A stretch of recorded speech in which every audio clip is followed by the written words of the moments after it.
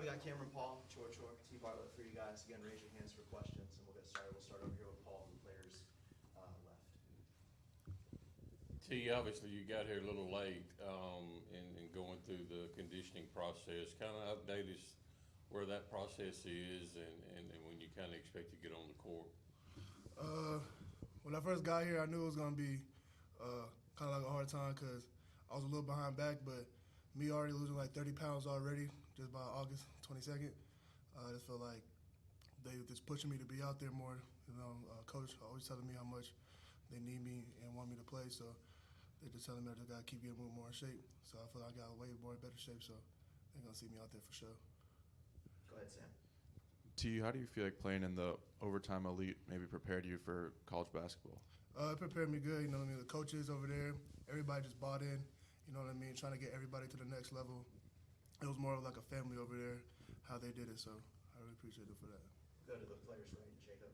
Sure. How do you feel like the scrimmage against Houston went on Sunday for you and for the team? I feel like personally it was rattled a little bit by the way they played their defense. A couple turnovers, just simply because we don't really see a lot of that. We don't practice against that, but I think there was a lot of good to take away from the game. A lot, that we can take in the next couple of days, practice before North Alabama and definitely before Iowa State. We can bring it to the game. Okay, we'll go back here over to Paul.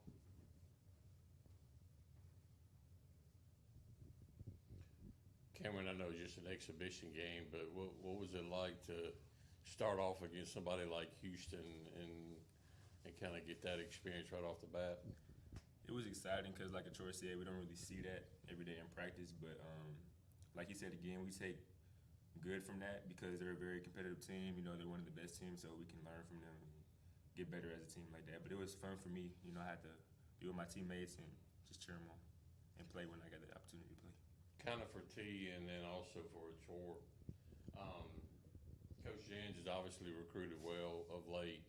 And it can take a minute for freshmen to kind of get acclimated to the SEC, but it seems like this freshman class is a little bit different. And with you two guys and King and Jamar, it seems like you guys may be asked to contribute this year pretty early. Your thoughts on this class, T, and Achor, what have you seen from this freshman class? I think that we're going to really need everybody to contribute with this team personally. They're a really good freshman class, as you all know.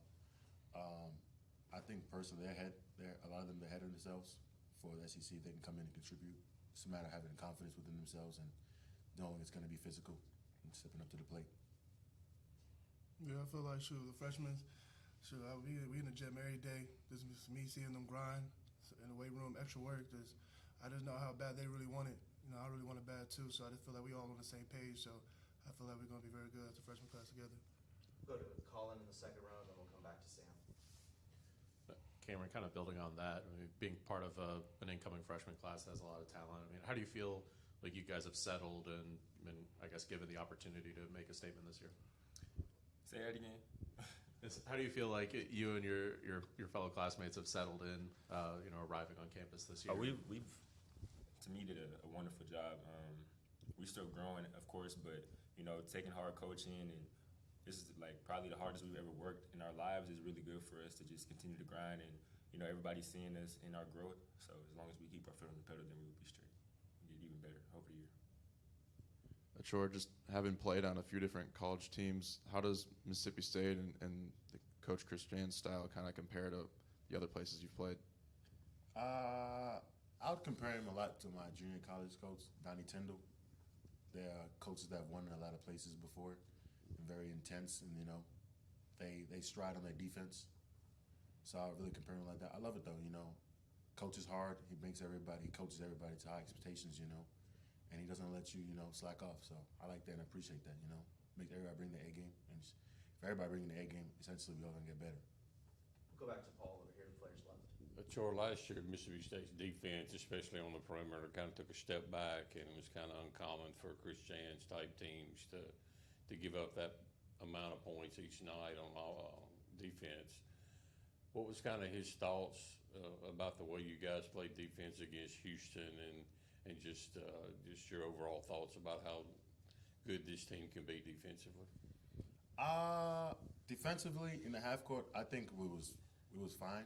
Houston's not really a team that just pushes the ball down on transition, not necessarily, but he kind of emphasized to us that it's not going to really be the first shot that's going to affect us. It's going to be once that shot is shot, they're a team that's, they're going to come try to get offensive rebound. That's the emphasis. Go to get offensive rebound, play hard, crash hard. How good I think the team's going to be, I think the sky's the limit with the team, considering we didn't get the job done all the way against Houston, but for them to be the number 9 team and the number 2 team in the nation, and we take them all the way to the wire like that, there's a lot of positive to take away from it, in my opinion. Go back to the second row, go to Danny P. Go ahead. There's a lot of new faces in the post this year. Just talk about the competition in practice and how it's been for all the big guys. The competition's been good. I'm not really used to going against like really older guys like that, like 22, 23, especially Quincy. You know what I mean? It's a blessing for him to be here and get to meet better. You know what I mean? Like just going against him every day just shows what the reality of what SEC basketball is going to be like every game. So I feel like I'm improving myself every day against him, and he really keeps pushing me to the max. So that's pretty much it. We got time for a few more before this group. We'll go back to Paul over here. T, off the court, how different is the lifestyle here compared to what you grew up in? Sure.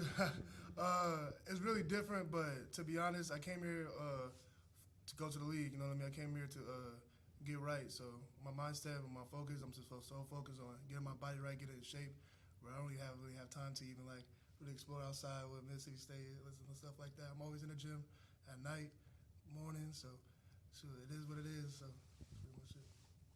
Anything else for the players, this group? All right, we'll wrap it up with Colin. As for T or Cameron, I know he's not a freshman, but Sergey coming in, new to college basketball, coming in with you guys. What have you seen from him, kind of developing and growing with you guys? I ain't gonna lie, with Serge, I mean, he knew the system real quick. He kind of flew in everything real quick, learned real quick. Can take hard coaching from Jans, and I think he's been really, really good. Just like how early he came in and was just in the flow, mixed it everything. Troy, I know it wasn't asked to you, but if you want to, you can talk about Serge if you want. You were nodding your head. Oh yeah, I definitely agree. I mean, as we all know, European basketball, they're known for their like high IQ basketball. So I feel like a lot of the principles and stuff, he might not have been necessarily new to him, but he adapted really easily. And, even though he came the last person on the team, he adapted to the culture that we kind of was imposing us by Sean, Hub, Deli. Unfortunately, Guy not playing right now, but Guy, he embraced that culture really easy, in my opinion. It looks like he having fun too. All right. Thank you, guys. Thank y'all.